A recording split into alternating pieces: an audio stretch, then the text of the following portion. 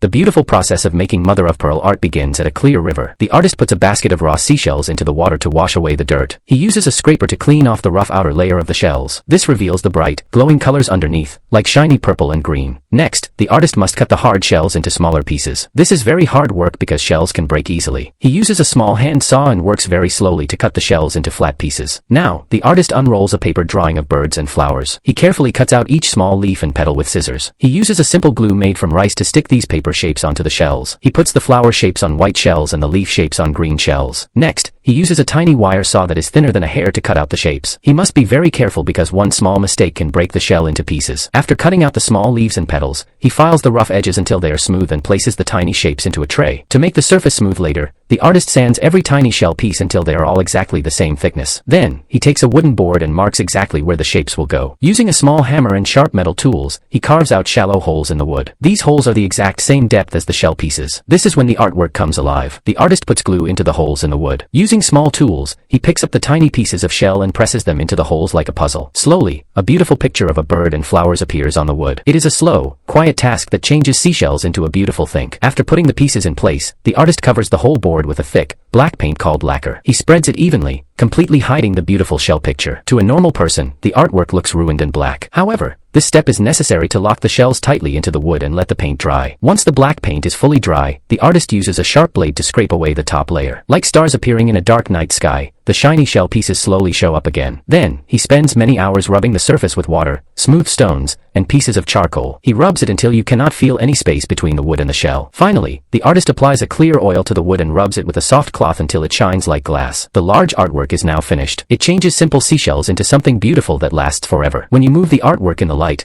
the shells change color from deep purple to bright green and gold. It shows what can happen with endless patience and great skill.